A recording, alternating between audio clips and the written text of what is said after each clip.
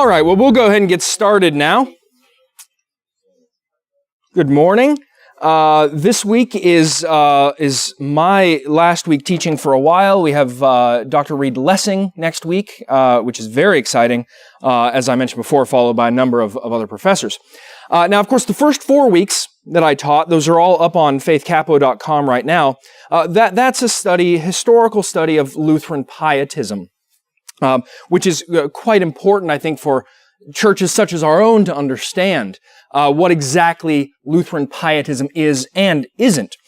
Last week, we did a one-off on the Calvinist church, the Reformed church. And we talked about the differences between Lutherans and Calvinists in the 16th century. What were the things they were fighting about? And in looking at that could give us today perhaps a better picture at if we're going to dialogue with a Calvinist, how should we do that? What did the first Calvinists and the first Lutherans think were the sticking points? And so that's what we did last week. Now today we're going to do the same thing, but with the Catholic Church. So we're going to look at the 16th century, the early 16th century, and the Catholic Church. Looking at the early rupture in the Western Church, the so-called Luther affair, and the ongoing battles between the Lutheran Church and the Roman Catholic Church in the 1520s and 1530s. Now, today's talk is not a story of the Reformation. I'm going to be doing that on Reformation Sunday in October. So this isn't a narrative of just the Reformation itself. Rather, I want to look at two things that I think will be practical and interesting. First of all, I want to tell you about the Catholic Church on the eve of the Reformation. That is, what did the Catholic Church look like right before the Luther affair? And it's very interesting. And then number two, we want to look at that early Lutheran Catholic dialogue. And that's putting it kind of nicely to call it dialogue, because it wasn't always that nice. Now, too often, especially in history books, Protestant stories about the early Reformation take on a tone that is a little too simplistic. They're embedded a little bit too much in theological polemics. Theology is very important. But however, these stories oftentimes are told either by Lutherans or by Roman Catholics or by Calvinists. And so it involves heroes in white hats and villains in black, and that's the story. And that's not really good history. Now, don't get me wrong. Confessional and theological differences need to be emphasized in a way that sometimes they are not. You have to take the theology as one of the major factors, in the Reformation. After all, both churches claimed that the other church was anathema, damned. It wasn't, let's agree to disagree, or, oh, isn't that nice? Each confession said the other one, that's not the church at all. Believe it and you're going to hell. These were significant theological differences. So we want to see on what point do they disagree. This was not something, these theological differences, that could be easily patched over. It wasn't, and we shouldn't just treat it like some historical event or some historical disagreement, that's something like the Joint Declaration on the Doctrine of Justification. That was that document signed by the Roman Catholic Church and the ELCA in 1999, where they said, oh, it was in the past, we're over it, but without getting to the root of the theological differences. So that's what we're going to be looking at today. A historical and theological look at the Catholic Church, an early Protestant movement in the 16th century, can help us contextualize what John Calvin called the Europae concussio, the concussion of Europe. This split in the 1520s is one of the two most significant splits in the history of the Christian church, that first one being the East-West schism in the 11th century. So, my first question, what was the church like on the eve of the Reformation?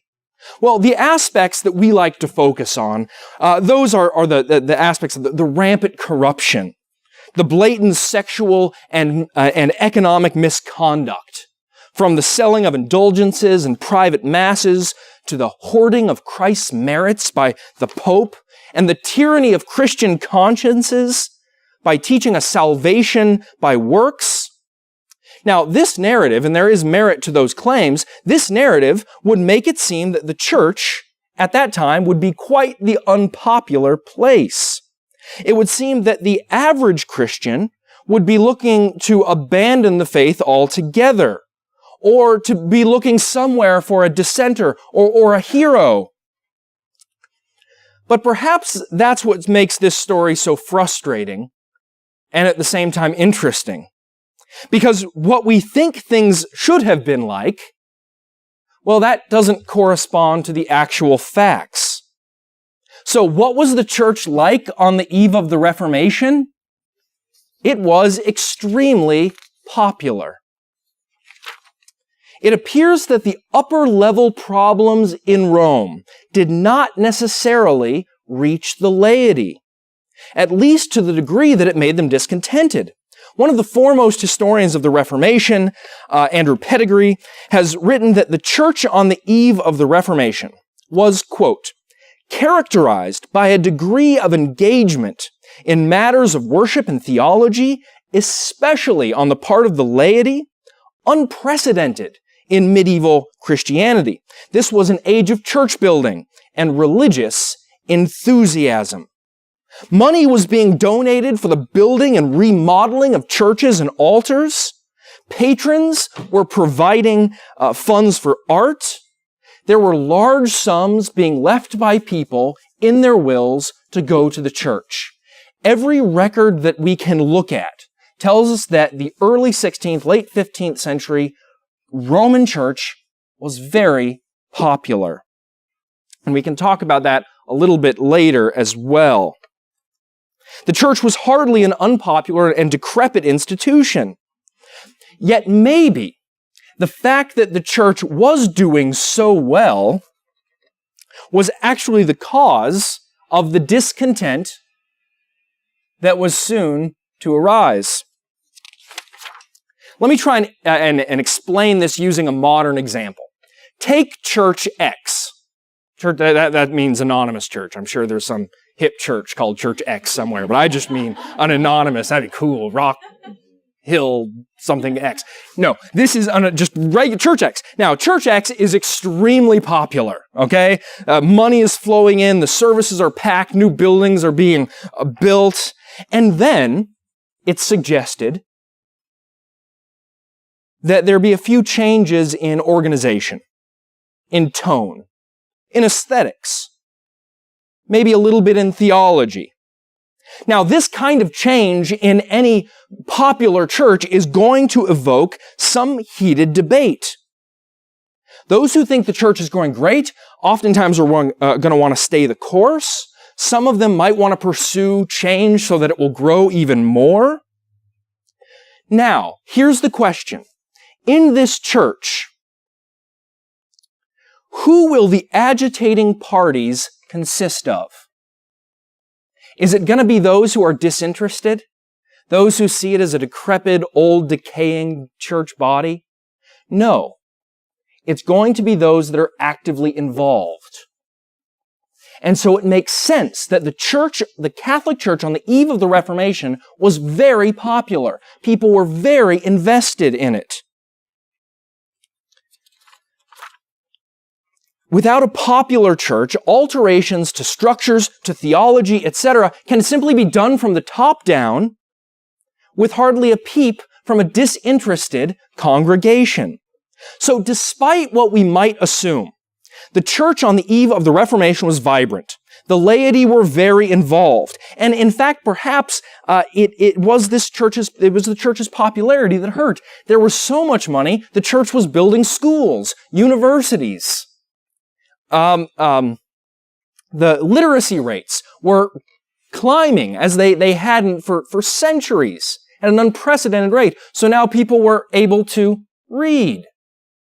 And so the discontent would come in just a decade or two. They saw the need, they began to see the need for change, a little change here, a little change there, and some were a little bit louder than others in calling for change. Now, a few factors that I want to briefly hit that played into the popularity of the church, but also served as an eventual catalyst for reforms. The papacy in Italy was seen primarily as a utilitarian kind of administrative mechanism. That was more important. The medieval parish, the local church, that's where the action took place. And so with the Curia in Italy dealing with its own issues, the laity was able to worship and believe as they wish. One commentator has said the medieval church is an example of diversity without adversity. There wasn't necessarily a codified theology that fit every single church. But there were certainly some early reformers who perhaps spoke a bit too loudly. I want you to note the parallels with both of them. I'm just going to go quickly through them. These two, of course, the parties are the Lollards and the Hussites. The Hussites, that's easy. It's after Jan Hus. The Lollards, those are followers of John Wycliffe, who you may have heard before. And they're called Lollards. That was a term of derision. A Lollard is like a mumbler, a dummy. That's, so they were just, those Lollards, over there. Now, there are some parallels here. Of course, the Lollards, followers of Wycliffe, he was that 14th century translator and reformer. And his primary call was for the Bible in the vernacular, but also a revamping of sacramental theology. That's what he was pushing for. It wasn't far-reaching. Now, the Hussites were in Bohemia, in Eastern Europe, and they were also calling for the Bible in the vernacular, and also, one of their main points was that they would receive communion in both kinds. That is, they would receive the wafer and the wine. At the time, they were only receiving communion in one kind, only in the wafer. So they called for both. Now, both groups, Lollards and Hussites, were on the fringes. Eastern Europe, British Isles. They didn't have a significantly large following. And in 1415, at the Council of Constance, they were both declared heretics. Wycliffe had already died. So how do you condemn a dead man to death? Well, you dig him up and set him on fire again. We'll get you. So that's what happened to him. And then Jan Hus, of course, was burnt at the stake in 1415. Now, sometimes we refer to Wycliffe and Hus as the forerunners of the Reformation, but I don't think that's particularly helpful. The formal principle of their theology isn't really explicit. There are some parallels with later reformers. And the main issue for both of these revolved around the sacrament of the altar. And while that would be very important, as we saw last week, between the Reformed and the Lutherans, everything for them revolves, the arguments between those two parties revolves around the sacrament of the altar. That is not where Catholic Lutheran dialogue centers around. Now, it's worth noting that numerous groups had other similar grievances against the church. And oftentimes, the church, on the eve of the Reformation, sought to reform itself. It understood that there were problems. Now, despite the complaints, and this is the last thing about the church on the eve of the Reformation, while you had the Lollards in the Isles, British Isles, and the Hussites in Eastern Europe, perhaps the most significant issue was something called conciliarism. What's that? Well, there arose in the 15th century, primarily, a movement by the councils. Of course, the councils are those think Council of Nicaea. They're called together to make doctrinal decisions. And so a number of people, bishops and the like, and cardinals who sat on councils said, if we're the ones making the call, don't we have more power than the Pope? Huh? And the Pope said, of course not. Hush. But this became a major issue. The conciliarist movement was where a number of people faithful to the Roman church said, maybe the Pope's authority isn't what we've thought it was. Maybe the authority really lies in the councils. And this shows the first major crack in the Roman Catholic Church in the late Middle Ages. And it's going to have quite a part to play in the Reformation century. Now, the major intellectual challenge facing the church in those days leading up to the Reformation was something called humanism. Humanism we link together with the Renaissance. Now, these new humanist scholars were primarily interested in textual criticism. They were ones who were putting together new editions of the scriptures and working on other documents as well. You may know the story of Lorenzo Valla. There was a document called the Donation of Constantine, which was supposed to be back all the way from the time of the Emperor Constantine. And this handy piece of paper said, Constantine, the emperor, said, Church at Rome, Pope, Bishop of Rome, I give you Rome. It's yours. And so anytime anyone would charge the Pope with, he would just bring out that document and say, the emperor himself. Well, these humanists and Lorenzo Valla, who was a faithful son of the church, looked at the document using humanist textual critical techniques and realized it was a forgery. Whoops. Nevertheless, that was the thrust of humanism. And the most important humanist of all was Desiderius Erasmus of Rotterdam. Perhaps the most influential figure in the entire 16th century. He was a man of the world, truly cosmopolitan. He's from Rotterdam, but he traveled everywhere. If you go to a university, a research library, you'll have a volume or a number of volumes called the correspondence or the contacts of Erasmus, and it'll take up a whole shelf or two because it's every single person that Erasmus knew. Everyone wanted to know him. Now, he was a satirist, a translator, and he was a critic of the church. And he would ultimately engage in the earliest collision between the nascent Reformation and Renaissance movements. Now, that collision, you may well know, took place in the mid-1520s when Erasmus writes something called On the Freedom of the Will, and Luther returns in kind with On the Bondage of the Will, right? On the Bondage of the Will is a Reformation response to humanism, to this idea that men are, I don't want to say necessarily inherently good, but able to do good works to please God. Now, a quick note. Luther was a fan to the end of his life of The Bondage of the Will. He thought that was one of his best works. There are many Lutherans, Orthodox Lutherans, Dr. Rosenblatt being one of them, who says that in The Bondage of the Will, to use his words, Dr. Rosenblatt's, Luther out-Calvins Calvin.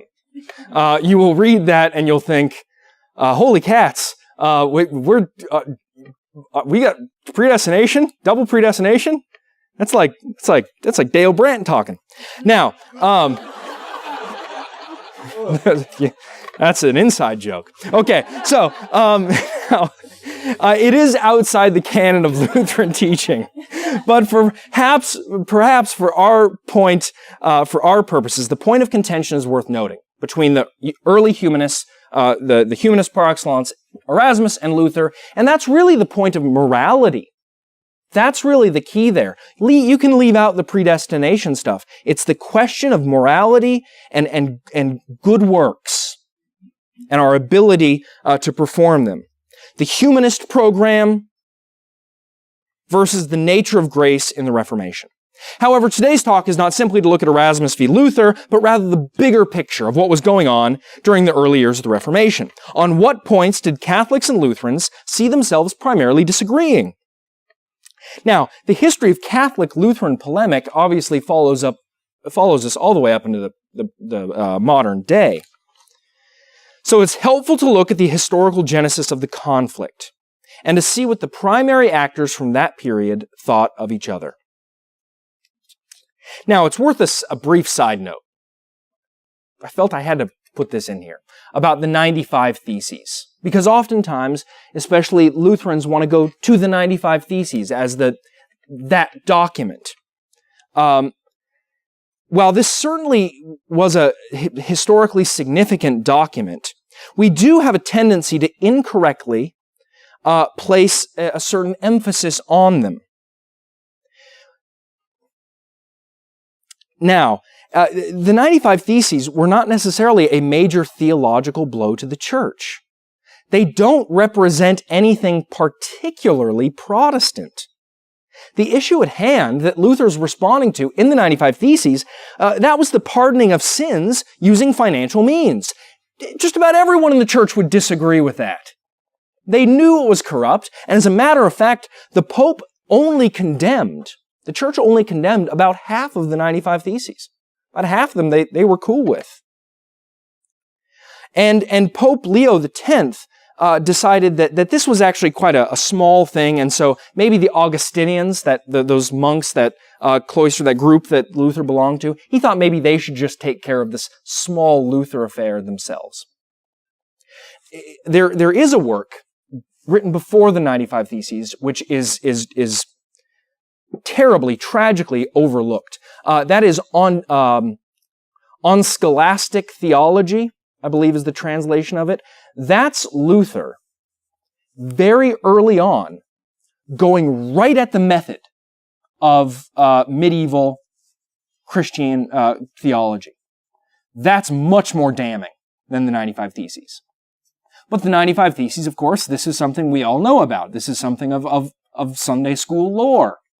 And they are important. But why? It was a combination of cheap printing, nationalism, and anti-clericalism. Of course, half a century prior to this, Johannes Gutenberg had invented movable type printing, allowing for cheap copies to be made of books and pamphlets and woodcuts. And with this technology in place, despite the academic nature of the theses, it would be hard for many to understand them. They spread immediately across Germany. Now, while the content may not have been perfectly understood, it was perceived by the laity as a German attack on Italy and the Pope. And so with this perception, Luther became, somewhat unwittingly, the first German celebrity. While Luther's reputation grew along with anti-clerical sentiment, the Catholic Church needed to respond. And so the question is, of course, how did they? Between 1520 and 1525, we have something that we call the pamphlet wars between the early Protestants, Lutherans, and the Catholics. Thousands of pamphlets were being printed at a furious rate, all polemical in tone, all fighting, theologians fighting with other theologians, but also fighting for the hearts and minds of the average person. Now, it seems that the number of printers with reformist or Protestant tendencies, coupled with the ability of the reformers to produce popular level pamphlets in the vernacular using pictures, would help them. As a matter of fact, we know that in those 5 years, Protestant woodcuts and pamphlets outnumbered Catholic pamphlets 5-1. That's significant. So there were more printers willing to print Protestant pamphlets. Now, we can suggest that this is due to the marketplace, right? That there was more of a demand for them, and so the supply went up. Now, you could suggest, and it has been suggested, that there were patrons who were willing to pay for these, or maybe some of these printers were so sympathetic to the Protestant cause that they were willing to take a loss to print more Protestant pamphlets. In the face of the evidence that we have, those are nice theories, but I don't think we should run with them. It seems that the Protestants had a particular way of getting their message across at a very popular level. They were simple. The Catholic pamphlets were written in Latin. It was just a whole page of writing. And trust me, if you teach at any level, even, fancy college level kids, they see a whole page of just words. Flip the words on pictures and dinosaurs like that. It's very difficult. And that's what the Catholic, many of the pamphlets look like. Now, this is where I'm glad we don't have PowerPoint because I'd offend your sensibilities on a Sunday morning. Many of these pictures, many of these woodcuts were not exactly the most theologically astute. For instance, when the Catholics saw what the Lutherans were doing, they thought, aha, we'll make pictures too. So there's one picture of a big, fat, bloated Luther head, and he kind of had a big head, and he's there, and his head is a bagpipe. And coming out of the top of his head is the little bagpipe, this part, and who's holding onto it? The devil. Aha! And he's blowing, everything Luther says, that's from the devil. Get that, you faithful Catholics? All right. Not exactly the greatest argument. But Lutherans, in their own sweet way, were just as crass. Pictures of peasants breaking wind in the direction of the Pope. Aha! Theological nuance there. Or pictures of, I wrote this down, I was careful, of the devil expelling the papal court from his backside. Someone said that's cute. No, it's not. It's terrible. Nevertheless, this was, at times, the level of polemic was very crass. But as it began to pick up steam, and as both Lutherans and Catholics realized this was going to be very, very important, that the theological discussion and dialogue took on a higher level. As I mentioned earlier, this was just going to be resolved behind closed doors. This was perhaps, Pope Leo thought, just an isolated incident with an Augustinian monk. And they thought perhaps who can take care of it would be the Franciscans. And Luther's earliest opponents were Franciscan monks. They were the ones that were attacking Luther. Here's the problem, though. The Franciscans, and this is a callback, so you got to remember from before, the Franciscans were conciliarists. What is that? Many of them thought that the councils, perhaps, were more important than the Pope. So Luther's earliest opponents, they could have sort of cut Luther's arguments off at the knees by invoking papal authority, but they weren't employed because they, after all, were on the side of the conciliarists. So rather, the Franciscans, how did they seek to discount Luther? Using Scripture alone. That's how they tried. To play on Luther's playground. Now, using Scripture, of course, what did they do? They used arguments from Scripture that the church was instituted by Christ, and so too were all the traditions. Therefore, in fact, they are arguing from tradition and the authority of the papacy, but they're trying to do so using Scripture. Now, most Catholics, and this is one of the problems, and one of the reasons why it's 5-1, is because Tertullian, you've heard of Tertullian? He's that sort of erstwhile church father from a long, long time ago. He was wacky in a lot of ways. But one of the things he suggested that many Catholics took to heart is he wrote a book called Prescription Against Heretics. And Tertullian said, do not engage with heretics. Don't even debate them. When you start debating them, it's going to be useless, it's not going to be fruitful, and it's going to lead to blasphemy. You see a parallel with some of the pietists we saw earlier. The disputation's always a bad thing, stay away from it. And many took Tertullian's advice, and so many of them did not understand or even desire to engage with the Lutherans. Yet, as the affair snowballs and we get into the late 1520s, into the early 1530s, the affair is going to become bigger than anyone could have possibly ever thought. And so now we have a group of Catholic controversialists, a whole group set out by the church to argue against Luther. So we're getting closer to where I told you we were going. That is, on what points did they argue?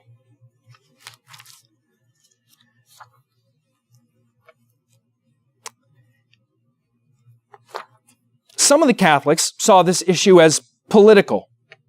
As one suggested, he said, quote, "The issue is certainly something other than the sacraments." That is, this is a political issue. They realize there's a tricky model, or a tricky combination of nationalism and theology, which made these Germans particularly difficult to work with. Not to mention the fact that you have Turks coming from the east, right? They'd sacked Constantinople in 1453, and they just kept coming westward. And Charles V, the emperor, and the Pope knew that if he upset the German people, that they might not be willing to help fight the fight against the Turks. So it was dicey. It really was a dicey political situation, something more than just sacraments. But insofar as the issue is certainly something other than the sacraments, we can go with that quote in another direction. The sacraments, as I mentioned, were not an issue in the early battles between Lutherans and Catholics. Whether it be the number of sacraments, I think I may have asked this last week, in the Book of Concord, how many sacraments does the Lutheran Church say it holds to? How many do we have? You say 2, you are wrong. It does not say. Right out. This wasn't an issue, numbering them. You say 7, we say 2. That wasn't the primary issue. It is of concern, but it's not at the heart of where they thought the central disagreement was. As a matter of fact, Huss had made this taking it in 2 kinds, one of the central points of his whole reform movement. You have to have it in both kind. You know what Luther said about taking communion in both kind? Dr. Luther, no. Luther said, listen, the church has been doing this, and as a matter of fact, when some people started insisting it happened in 2 kind, he said, no, you should just take it in 1 kind. Wafer only. That wasn't the point. That wasn't the main point of contention. There was something much more significant with Catholic theology. Also interesting, the Catholic controversialists, you know what point they don't attack? They don't go after? Justification by grace through faith. They don't attack that. And you think, well, isn't that the first place they should go? No. Well, there are a number of reasons. First of all, in the late 1520s, that doctrine isn't fully put together yet by the Lutherans. It's there. It really sort of crystallizes in Melanchthon's Article 4 of the Augsburg Confession. And so while this certainly is a major sticking point, it wasn't necessarily then. But it rested on a few issues in which Lutherans and Catholics would contest. And here are the 3. Authority, morality, and the nature of grace. If you look at almost all of the pamphlets, that's what it's about. Authority, morality, the nature of grace. A well-catechized Catholic would perhaps do very well to debate a Protestant today, maybe using these arguments. And so briefly, we're going to look today at these arguments and the answers that the Lutherans gave to them. With regards to authority, the initial arguments of the Catholic Church said that Luther, with his program, was promoting a type of spiritual anarchy. The question, of course, would be posed to Luther, where was your church before now? Where does your authority come from if you can't produce a list of bishops that date chronologically all the way back to Peter? You can't do that, we can, therefore we have the authority. We won't get into it now, but just from a historical perspective, actually being able to put together that list, very, very difficult. Very, very difficult. So where did Luther's authority come from? Well, he tells us at the Diet of Worms. He says, unless I am convinced of error by the testimony of Scripture, since I put no trust in the unsupported authority of popes and councils, since it is plain that they have often erred and often contradicted themselves, and by manifest reasoning,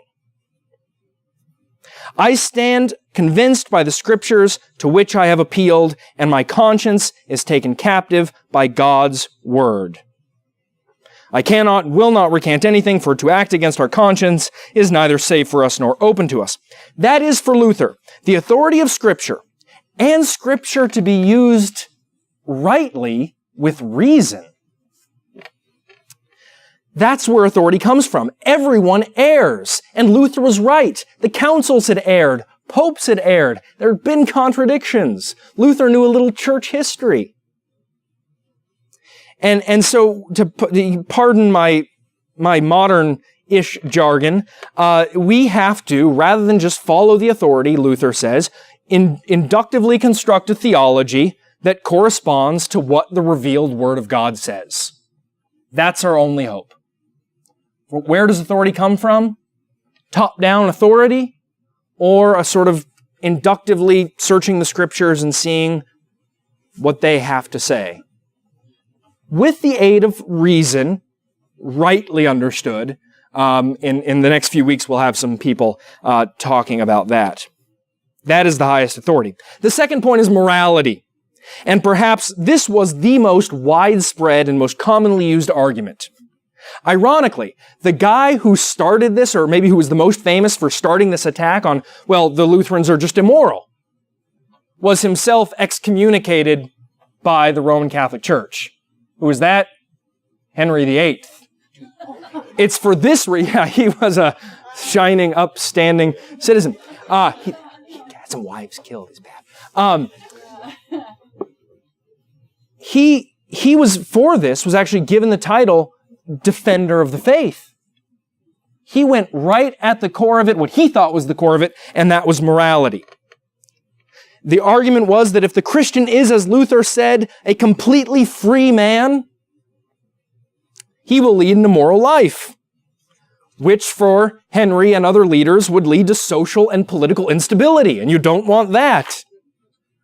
Alongside these concerns of the state, the moral issue takes us back to the heart of the Luther and Erasmus debate. Erasmus, with regards to morals, believed that man was inherently good. He was good enough to free himself. And this deeply troubled Luther. In fact, in the Bondage of the Will, Luther thanks Erasmus. He says, Erasmus, thank you for cutting out all the other noise and getting to the heart of the matter. That is the issue of morality. Because for Luther, morality wasn't just an issue of people behaving badly. That was merely a symptom of a deeper issue, one that could not be resolved without divine intervention. Now, the evidence seemed to be on the Catholic side. Any report of what was happening in Lutheran territories in the 16th century is filled with tales of debauchery, usually involving alcohol. It's true. Many of the people took Luther's thought, sometimes didn't completely understand it. It wasn't perfectly explicated. After all, who were their preachers? Did they go through a 4-year seminary program? They didn't have time. They were sympathetic to the Reform movement, former priests, and so here we go. What do we say? Freedom? Okay. And so, yeah, there was a lot of misunderstanding. We know that when Luther was taken away to the Wartburg Castle back in Wittenberg, things went crazy. People were smashing idols. They didn't quite understand Luther's tension between a Christian being a perfectly free man, but also a servant, right, to his neighbor. So the Catholics had a point. The Reformation certainly led to immorality, to anarchy, iconoclasm, anti-clericalism. It was a central concern throughout the Reformation by the Reformers to insist that freedom from sin, death, and the devil did not equate to the freedom to openly sin against one another. This is made very clear in their own writings. Now, these things appeared, the gospel as preached by Luther and immorality seemed to be linked. But in fact, you can argue they were simply, the immorality was accidental too. It's not inherently bound up in the gospel message. If one would like to catalog the immoral behavior of each confessional group in the 16th century, and on that basis, declare one of their truth claims to be accurate, you don't want to do that. You don't want to make theological claims based on the morality of the group itself. And the Catholics should have known in the 16th century, maybe that's not where they wanted to go. And in fact, today, if that's where you'd like to go, just find the most moral group, perhaps we should just all become Mormons, because they are a nice group. But back to the issue regarding, really, seriously, they're fun. But back to the issue regarding morality that Luther wanted to argue with Erasmus. It is the argument that man is inherently sinful, and therefore cannot merit salvation, no matter how many good works he does. This leads us to the last point, and I think this is the most important 16th century debate between Lutherans and Catholics. That is, what is the nature of grace? Everything else is going to hinge on that, your definition of grace. Evangelicals, we like to use catchy slogans. They did then too. We do now as well. Something to put on a bracelet or a bumper sticker. And so oftentimes today, what do we say? Protestants, we're saved by grace. This is not the argument to use with the Roman Catholic, at least using that shorthand. To suggest that it is the Protestant alone who believes that they are saved by grace is actually kind of a slap in the face and a misreading of other confessions of faith. It's not that one is saved by grace. Everyone agrees that that grace, that God in some ways, in somehow is gracious. And His grace is somehow involved in saving people. And Luther and the Catholic controversialists realized that this was the issue. They both talked about grace, but they had completely different definitions. What did the Catholics think of grace? Well, they took it from Thomas Aquinas.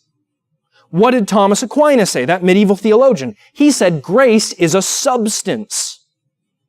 That is, grace is something that could be stored away and then doled out. One could be infused with grace as he or she carried out works prescribed by the church. The Lutheran argument, which wasn't new, was that Thomas was wrong. And that is, grace is not a substance, but it is a disposition. It is a disposition. It is God's disposition towards us. He is gracious towards us. And this graciousness led Him to sacrifice His Son to take on the sins of the world, that He might justify mankind by imputing Christ's righteousness to us. That's the point. That's the thing that they argued about. What is grace? Infused, a substance, or is it a disposition? That was the major point. Just saved by grace doesn't help distinguish the arguments. The Reformers argued against the Catholic controversialists that one was saved, and here's why you want to use longhand, by grace through faith alone. Oh, just spend the extra 3 seconds and put them all together, please. It's important. That is simply, the Lutherans against the Catholics would argue, by grasping onto the promises of a gracious God, one would be reckoned as righteous. It's worth noting that most of the Catholic controversialists didn't go this direction. As a matter of fact, there was Duns Scotus, another medieval theologian, who argued in a similar fashion. So when the Lutherans started pushing, okay, we need to just understand what grace is, that became an issue. So the crux of the issue was, what is grace? And as they would get closer to understanding each other, they would realize that their positions were mutually exclusive. We should take notice of the manner in which the early Protestants and their first counterparts traded blows. It helps us understand our own positions today and those of competing confessional claims. It raises a number of questions, but it gets us further on towards any kind of theological basis for real understanding. And only with that can we hope for a real reconciliation or a necessary parting of ways. All right. If we have questions in general about the Catholic Church, the Lutheran Reformation in its early years, we've got a microphone with Jim Lowe passing it around, and I'm willing to. We've got Art here, other questions. Like I said, in October, I'll be doing the sort of story of the Reformation. But yes, question number one. You mentioned Hussites. Were they related in any way with today's Orthodox Church? No. The Hussites do not have. They're from Eastern Europe. Their origins don't lie with that split from the 11th century. They're their own group coming out of Bohemia. Along that line, though, were Lutherans in tension with Orthodox faiths? Well, with the Greek Orthodox, yeah. This is beyond what I do. There have been people that have followed the issue. The Orthodox were much more critical of the Roman Catholic Church than they were of the Lutheran Church. Yeah, Charles. This is a question bears on today, not Sure. what you're talking about, and it bears on my past. Okay. I was raised in a Lutheran orphanage, and I was trained in, I'll drop it right there. But the explanation for the difference between a Catholic and a Lutheran was essentially, the way I understood it, was idolatry. The difference between the two, let me finish because it was drilled into my head when I was a kid, okay? And it was put very simply, the Catholics practice idolatry in that they prayed to the Virgin Mary and to the saints. And that was the only difference. My question is, what is the difference between the Catholic Church and the Lutheran Church today? Okay, so Charles says when he was growing up, he learned that it was Lutherans v. Catholics, and the issue is idolatry. It's a saints praying to the saints. They pray to the saints. We don't. And he's saying, what's the issue today? First of all, it's very interesting to note that with Luther's theology, Luther's own theology, two of the very last things that he let go of. One was adoration of the Virgin Mary. He held on to that for a long time. And purgatory. Many Lutherans held on to purgatory for quite some time after the Reformation. I'm kind of with them there. I don't believe in purgatory, but it's kind of, just in case, right? It's kind of nice. I'm kind of for it. It's not biblical, so I can't be, but nevertheless, the issue of idolatry, Luther and the early Lutherans, they didn't care. Yes, they're praying and they shouldn't be praying to idols. That there is one mediator between God and man, that is Christ, right? And the Lutherans would push that, and in doing so would recognize that their theology was different from Roman Catholic theology. So there is an issue there, but they saw it as so peripheral. They said, we're not going to go to the mat with this. This isn't what we're going to fight, because we might win that battle but lose the war. And so we're going to get back to the nature of grace. What is grace? And then once we figure that out, then we can deal. So idolatry is not really a big difference. As I talked about last week, it was the Reformed, the Calvinists that were really upset with images and the idea that you might start praying to images. That's why they said there should be no images in the church at all. And the Lutherans said, it's fine. Don't pray to them. That would be idolatry. But it wasn't the thing that they were going to have their theology stand or fall on. Today, and this is difficult, today, post-Vatican II, right? Vatican II, where the Catholic Church modernized, what is the major sticking point? It's hard to tell. And even the Catholic Church in America is different from the Catholic Church outside of America. I think that the major sticking point still, if you're talking to a Catholic, is what is grace? Is it a substance? Is it a disposition? Is it infused? That is, am I sort of filled up with it until I'm righteous enough? Or is it imputed? And am I reckoned righteous because of God's gracious disposition? Grace is the issue. It was then, and I'd say it still is today. Real quick. 1, 2, 3. 1, 2, 3. Yeah. Oh, okay, sorry. Dan? Well, this kind of follows what you were just talking about. So if the difference is the nature of grace, Yes. looking at that and talking about being a disposition versus a substance, Yes. the disposition of the Father imputed into us. So something is put into us. What is the Lutheran position of the substance? I mean, it seems like that implies a substance, like grace is something. The imputation of Christ's righteousness.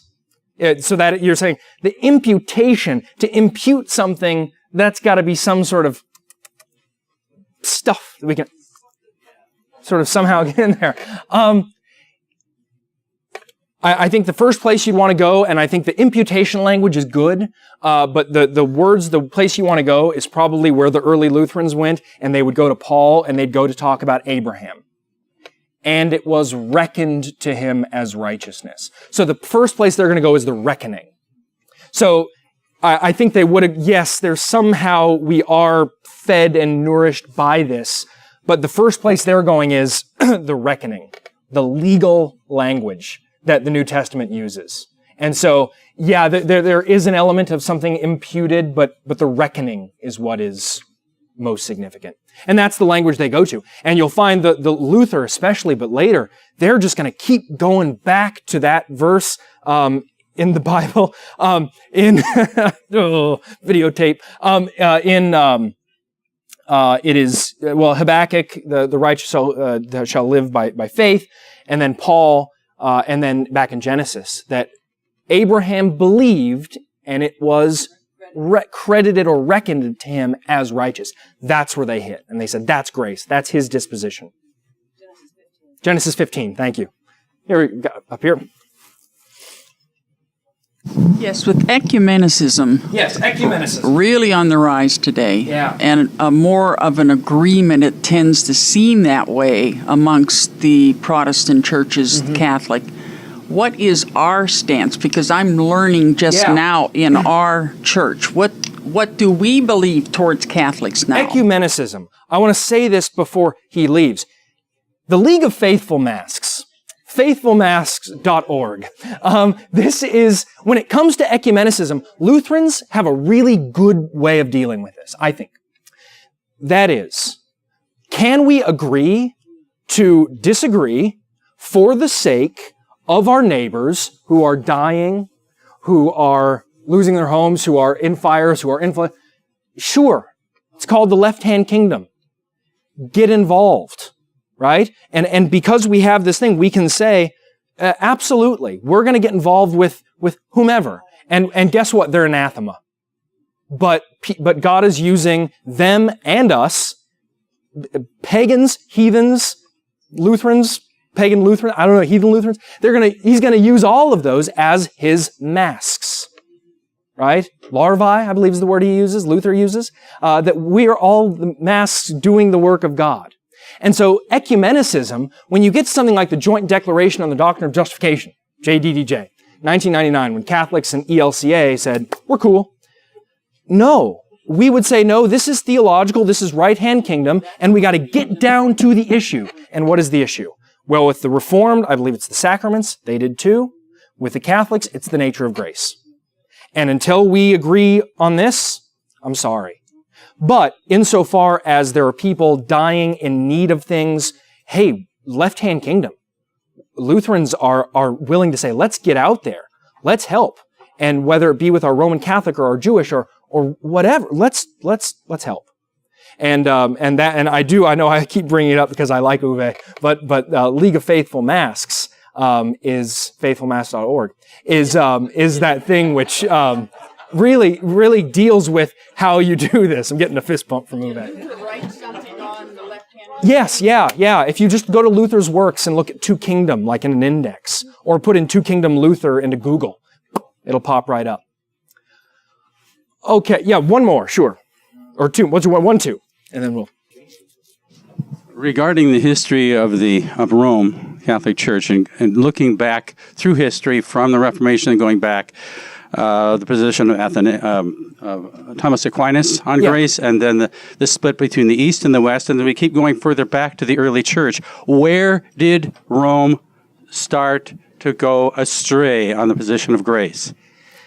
Yes. Okay, so was it Aquinas where they finally decide to say that grace is a substance? I will have to leave this to my ecclesiastical historian friends or the theologians, and I'm not dodging it. However, what we do find with Thomas, and we find in the high Middle Ages, right? So think 10th century to 12th century, 13th century. What we tend to find is what Luther would call scholastic theology, but it's not completely bad. As a matter of fact, Melanchthon would use this. It's a codification of theology. That is, rather than just a creed, we're now starting to debate trickier issues.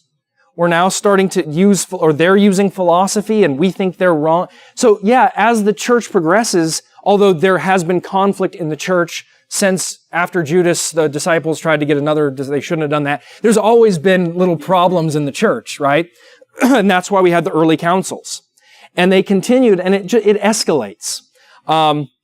In terms of defining grace as a substance, you're going to go to Thomas. You're going to look at Thomas using the language of Aristotle.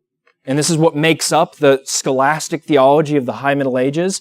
That is the Catholic Church, primarily St. Thomas, using the language and distinctions of Aristotle to import it into Christian theology. And so when we start to get these finer points that then the later Reformation has to deal with, it's dealing with that scholasticism, which is a Greek philosophy and Christian theology sort of put together. It's the role of philosophy and theology. They can be used. They should be used. And Lutherans sometimes were bad at this. As Luther said, what's authority? Scripture and reason, but not to the degree to which Thomas went. And that's where we start to see the particularities. Okay, I'm going to stop there. Third service is underway. Thank you very much for the last weeks, for bearing with me. And next week, Dr. Reed Lessing will be here, so make sure you're there.